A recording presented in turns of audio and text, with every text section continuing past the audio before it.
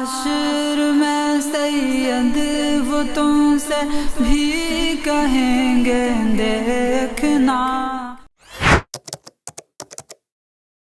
کہ اگر کسی انسان کو پتہ نہ ہو کہ کوئی چیز اسلام میں حرام ہے اور باتوں باتوں میں ہی وہ ایسا کسی کو کہہ دے کہ نہیں یہ چیز تو جائز ہے، حلال حرام نہیں ہے، تو کیا اس پہ کفر کا فتویٰ لگے گا؟ کیونکہ حالانکہ اس کو تو پتہ نہیں تھا کہ وہ چیز حرام ہے، اگر ہم اس کو بتا دیں تو وہ مان جائے، لیکن اگر اس کو پتہ ہی نہ ہو اور وہ کسی اور کو آگے جا کے بول دے کہ یہ چیز تو جائز ہے، تو پھر اس پہ کیا رول ہوگا؟ کسی بھی چیز کو حرام کو حلال سمجھنے کی بہت ساری صورتیں شریعت کے اندر موجود ہوتی ہیں۔ ایک تو حرام کی قسمیں بھی ہوتی ہیں اور دوسرا بندے کو سمجھنے کی بھی قسمیں ہوتی ہیں کہ بندہ اس کو کس اعتبار سے حلال سمجھ رہا ہے۔ مثال کے طور پہ بعض حرام ایسے حرام ہیں کہ جس کے اندر اس کے حرام سے حلال ہونے میں کوئی شک شبہ نہیں ہے۔ وہ حرام اللہ رسول کے حرام کردہ ہیں جن کو نص قطعی کے اندر بالکل واضح طور سے حرام قرار دے دیا گیا، جیسے کہ شراب کا پینا، چوری کا کرنا، وراثت میں حق کا غصب کرنا، سور کا گوشت کھانا وغیرہ وغیرہ۔ تو یہ تو کچھ واضح طور سے حرام ہے کہ جو بندہ ان کو جان بوجھ کر یعنی حرام سمجھتے ہوئے بھی اس کو حلال تصور کرے یا مانے یا اپنے عقیدے میں اس کو حلال جانے، یعنی وہ جانتا ہے کہ اسلام کے اندر یہ چیز حرام ہے لیکن وہ پھر بھی اپنی عقل کے اعتبار سے کہتا ہے کہ میں اس کو نہیں حرام سمجھتا، اگر اس میں ایسا کر دیا جائے تو حلال ہو سکتا ہے، یا اس میں حرام کی یہ صورت ہے لہٰذا اس میں یہ گنجائش نکل سکتی ہے وغیرہ وغیرہ چیزوں کو حلال کرنے کے اعتبار سے، تو وہ بندہ جو ہے وہ کافر ہو جائے گا۔ اب ایک حرام کی قسم یہ ہوتی ہے کہ وہ ڈائریکٹ قرآن حدیث سے واضح طور سے تو حرام نہیں ہوتی لیکن انڈائریکٹ طور سے حرام ہوتی ہیں۔ دوسری بات، ان کا حرام ہونا فقہا کی نظر میں حرام ہونا ہوتا ہے اور وہ عوام کو بتاتے ہیں، یا پھر فقہا کے اجتہاد کے ذریعے یا ان کے قیاس کے ذریعے چیزیں حرام ہوتی ہیں۔ تو اس طریقے کا کوئی حرام کردے کو اگر حرام کردہ چیز کو اگر حلال سمجھتا ہے تو اب اس کی دو صورتیں بن سکتی ہیں۔ ایک تو حلال سمجھنے والا خود مجتہد ہے اور اپنے قیاس سے حلال سمجھ رہا ہے تو گنجائش ہے کہ اس کے پاس اپنی دلیلیں ہیں،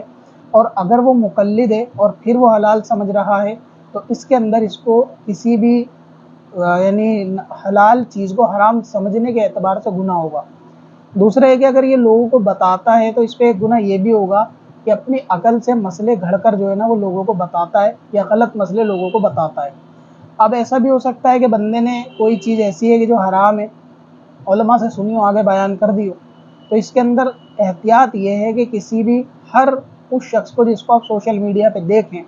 تو اس کو عالم تصور کر کے اس کی بات پہ اعتماد بھی نہیں کرنا چاہیے، کیونکہ بعض اوقات ایسا ہوتا ہے کہ مسجدوں کے اندر بیان وغیرہ ہوتے ہیں جمعے میں، تو وہاں پہ بھی کچھ ایسے مسائل جن کی شریعت میں اصل نہیں ہوتی یا غلط ہوتے ہیں بیان کر دیے جاتے ہیں۔ اب کیونکہ ممبر پہ رہنے والے اکثر جو ہے نا حافظ اکرام یا قاری وغیرہ ہوتے ہیں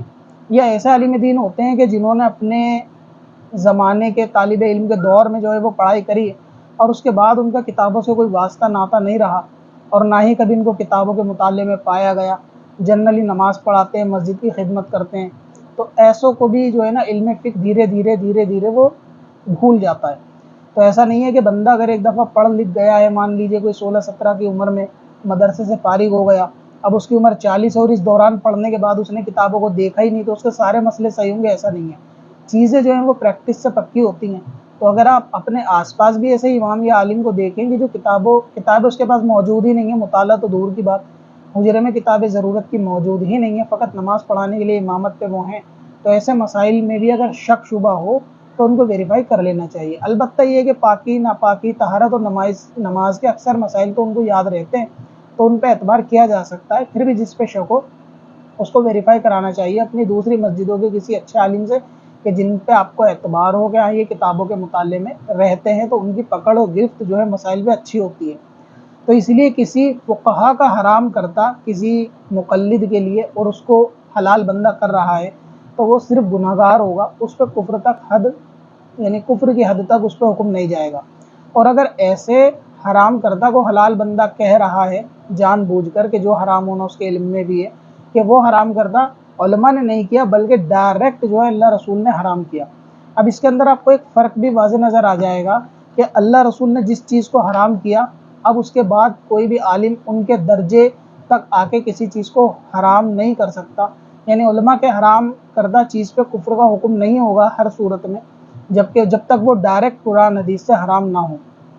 اس میں گنجائش یہ نکل سکتی ہے کہ اللہ رسول کے حرام کردہ میں کسی طریقے کا کوئی شک شبہ نہیں ہوتا، اللہ رسول کیونکہ غلطیوں سے بھی پاک ہوتے ہیں، تو وہاں کوئی گنجائش ہی نہیں ہے کہ شاید ان کی تحقیق میں کمی ہو معاذ اللہ، یا ان کے بیان کے اندر کمی ہو معاذ اللہ، قرآن حدیث کے اندر کوئی کمی ہو معاذ اللہ، تو ایسا نہیں ہو سکتا۔ اس لیے اللہ رسول کے جو ڈائریکٹ حرام کردہ چیزیں ہیں ان کو حلال سمجھنا سیدھا سیدھا کفر ہے، ٹھیک ہے، کہ جو اللہ رسول نے بالکل واضح طور سے حرام قرار کر دیا، یعنی جو نص قطعی سے ثابت ہو۔ اور علماء کے حرام کرنا ڈائریکٹ کفر اس لیے نہیں ہے کیونکہ علماء کی جو ہے نا تحقیق ایک انسانی اعتبار سے، عقل کے اعتبار سے، وہ اپنی عقل کے حساب سے تحقیق کرتے ہیں، اس میں کہیں نہ کہیں گنجائش ہو سکتی ہے کہ سامنے والے کی تحقیق بدل سکتی ہے، یا اس کے اپوزٹ کسی اور عالم کی تحقیق دوسری ہو سکتی ہے۔ تو ایک اللہ رسول کے فرمان میں اور ایک انسان، عام انسان کے یعنی عالم کے فرمان میں فرق واضح کرنے کے لیے بھی آپ اس چیز کو سمجھ سکتے ہیں کہ اللہ رسول کے حرام کردہ کو حلال سمجھنا کفر ہے، اور علماء کا قیاس سے کسی چیز کو فقہی طور سے حرام قرار کرنا کسی چیز کو اور اس کو حلال سمجھنا وہ کفر نہیں ہے۔ تو اب مسئلہ یہ ہے کہ اس خلاصے کے تحت اب جو آپ سوال کرنا چاہتے ہیں کہ وہ کوئی حرام چیز کو حلال سمجھے، تو اب ان چیزوں کو بتانا پڑے گا کہ ایسی کیا چیز تھی وہ حرام کے جس کو بندے نے حلال سمجھا اور آگے بیان کیا۔ دوسری چیز یہ ہے کہ اگر آپ کو لگتا ہے